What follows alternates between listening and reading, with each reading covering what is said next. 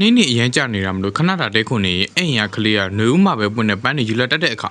ပူတူဆန်နာဆောင်းသည်ဆိုအိပ်ပြီးနှွေဦးကြောင့်မှနိုးရတက်တဲ့ဆိုတာပါတီးသွားပါတော့တယ်မူရှိဆိုတဲ့အမျိုးသားခီးသွားနေတော့နေ့အရင်ကြနေတဲ့ကြောင့်အတိမ်မဲ့ခဏတဲခုခဲ့တာပေါ့မနေ့ကပြန်ပြီးခီးဆက်နေတော့ကလေးကထူးဆန်းတဲ့အပေမရှိတော့မွေးတကောင်ထိနေတာမြင်ပြီးပြည့်စင်ခိုင်းလိုက်ပါတယ်သူ့မောင်လည်းသူ့အဲ့လိုရှက်မခိုင်စေဘူးပြောလိုက်တာပေါ့သူ့မောင်တော့အဲ့ဒါမမြင်ရတော့ရှက်မြင်ရလာပြီးတော့မူရှိကလည်းသူ့ရင်ပြန်လိုက်သွားခဲ့ပါတယ်အဲ့ချိန်မှာအသေးစိတ်မိတာပေါ့သူ့မောင်လည်းဆောင်းသည်ဆိုအပြင်ထွက်သွားတယ်ပြီးတော့နဲ့ထူးဆန်းတဲ့အပင်တွေယူလာတတ်တယ်ဆောင်းသည်စားစရာကောင်လေးနောက်ဆိုရင်အပြင်ထွက်သွားတယ်ဘလောက်ရှာမရဘူးဒါပေမဲ့နောက်မှသူ့မိလဲနေတာတွေ့ခဲ့တာအခါကျဆောင်းသည်တကူတော့အိပ်ပြီးနေရာတိကျမှနိုးရတယ်ဆိုပြီးပြောပါတယ်မူရှိကလည်းအဲ့ဒါကိုထူးဆန်းတဲ့အကောင့်တစ်မျိုးပဲပန်ဖို့လဟန်ဆောင်ပူးကြတာပြီးတော့ထူးဆန်းတဲ့အနောက်ကိုထုတ်ပေးပြီးအဲ့အနောက်ကိုရတဲ့လူကဆောင်းတီတရားတင်လို့အိတ်နေပြီးတော့နေရာဒီကျမှပြန်လို့လဲဆိုပြီးပေါ့အဲ့ဒါနဲ့မူရှိလဲသူ့ကိုကိုပေးမယ်လို့ပြောပြီးအဲ့ဒီကစားအဲ့ကောင်လေးကြောင့်ပြရှက်တဲ့တန်နေနဲ့တေချာလေးတင်ပေးခဲ့ပါတယ်ဒါမှတရက်မှတော့သူ့လည်းထက်ပြတ်သွားကြလို့မူရှိကလက်ရှာခဲ့ပါတယ်အဲ့ချင်းသူကမေးနေတာပေါ့ဘင်းနာအထုပ်ကိုဖိလိုက်တော့ထူးဆန်းတဲ့အပင်နဲ့လက်ပြက်လေးတစ်ကောင်ပြန်သွားတော့မြင်လိုက်ရပါတယ်သူလည်းကလေးကိုခေါ်လာပြီးအိမ်ထဲမှာထားခဲ့ကနောက်ဆောင်ကြမှပြန်လာမယ်ဆိုပြီးထွက်သွားခဲ့ပေမဲ့